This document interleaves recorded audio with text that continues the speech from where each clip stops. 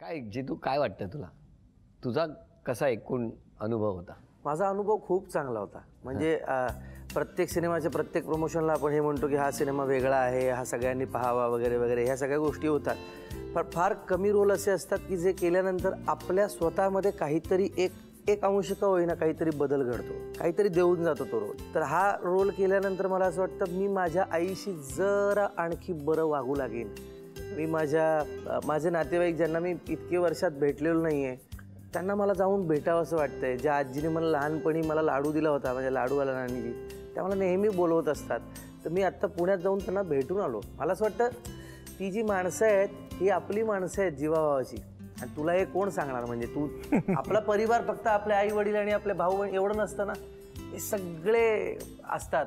तर ते या सिनेमातनं खूप प्रकर्षाने अरे झालं आहे. आणि आता ही व्यक्ती जी आहे खूप खूप मोठा माणूस आहे आणि सगळं जिंकलेला माणूस आहे. पण ना गंमत काय मला वाटतं, एखादी एकांकिकेत जरी उत्कृष्ट दिग्दर्शकाचं पारितोषिक मिळालं तर मानावर आणि कॉलर ताट आपण पाहिलेली आहे. परंतु इतकं सगळं केल्यानंतरही तो माज स्वतःकडे न चढवता अधिकाधिक त्या बुद्धीचं आणि अभ्यासाचं तेज चढत जातं ना, आणि माणूस आणखी हंबल आणि आणखी वात्सल्यपूर्ण होऊ लागतो. तशी व्यक्ती आहे.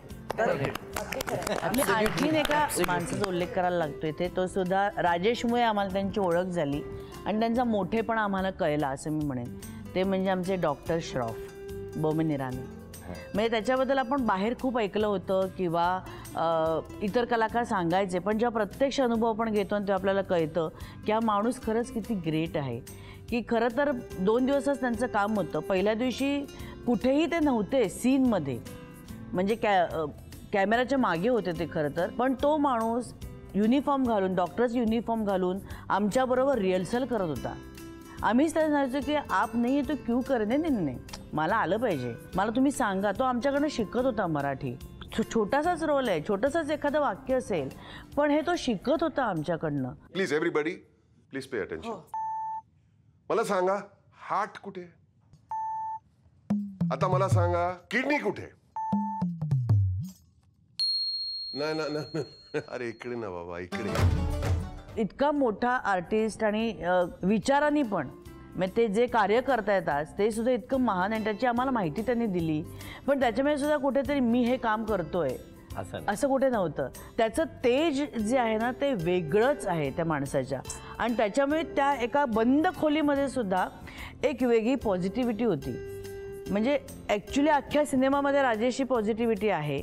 त्याच्याबद्दल आपण एक वेगळा एपिसोड करू शकू, इतकं त्याच्याबद्दल बोलण्यासारखं आहे. सगळ्यांच्याच मनात ती पॉझिटिव्हिटीनं आम्हाला सतत तिकडे जाणवत होती की आशुतोष आणि बोमन यांच्याबद्दल.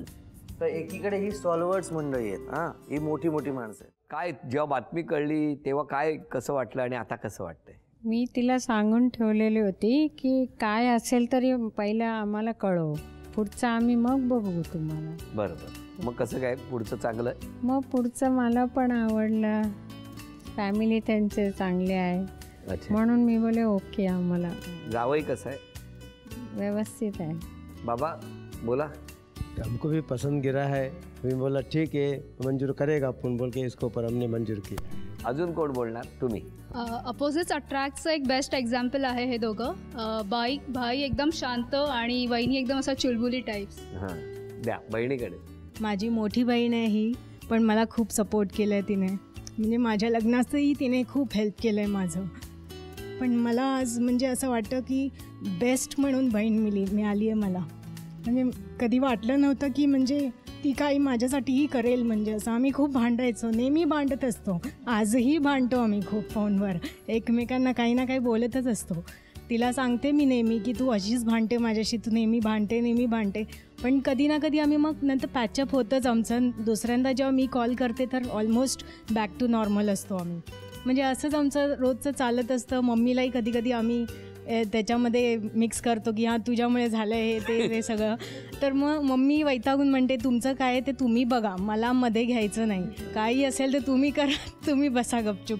बोलायचं तर बोला, नाही बोलायचं नका बोलू, तुम्ही करा जे काय करायचं आहे ते. आणि ते सिद्धेश तर एकदम फ्रेंडलीच आहे. कधी म्हणजे जास्त बोलणं होत नाही आमचं, पण कधी तो बोलतो तर म्हणजे मीच बोलतो म्हणजे तरी माझे मिस्टर आणि त्याचे खूप चांगली जमते म्हणजे. आता तुम्हाला आव्हान आहे, तुम्ही अभिनय करायचा आणि तुम्ही सगळ्यांनी ओळखायचा. पहिली चिठ्ठी, हिंदी चित्रपट खरा, बोलायचं नाही. झी मराठीकडून ही भेट.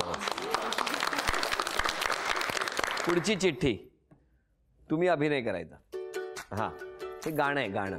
हां, याचा अभिनय तुम्ही करायचा.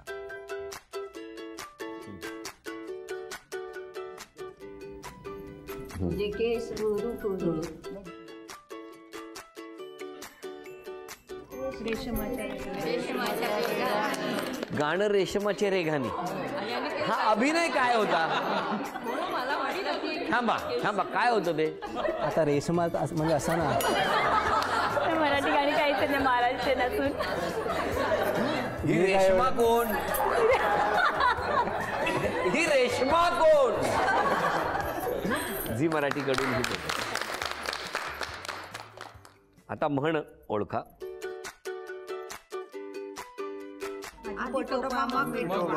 अभिनंदन. झी मराठीकडून ही भेटवस्तू.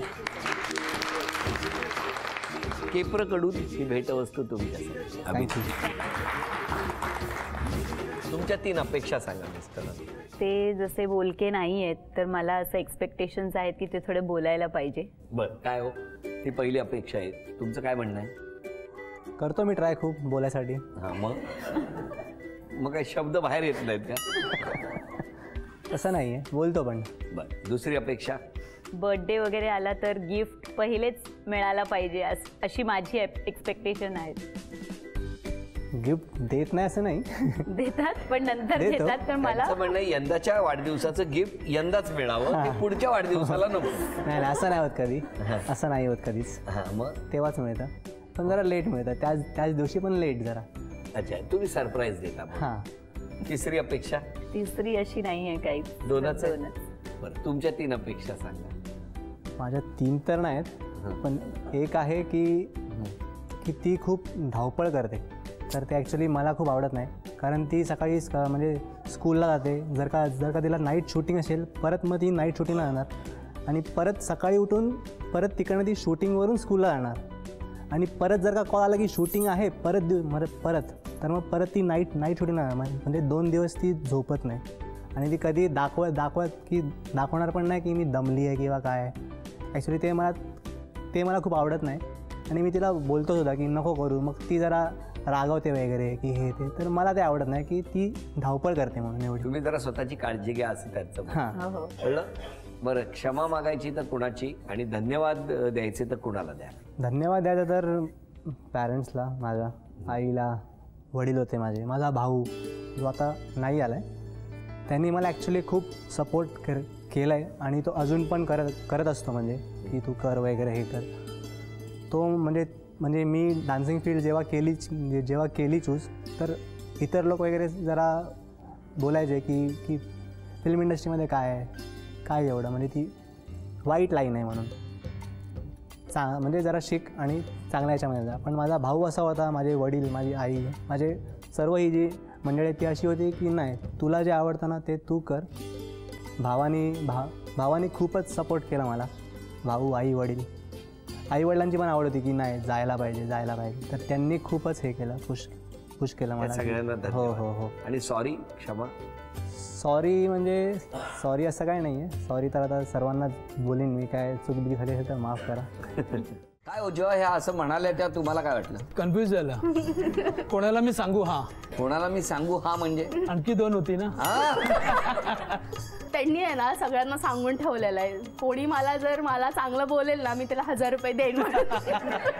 अरे मग आता मला तर मोठाच चेक घेतला पाहिजे.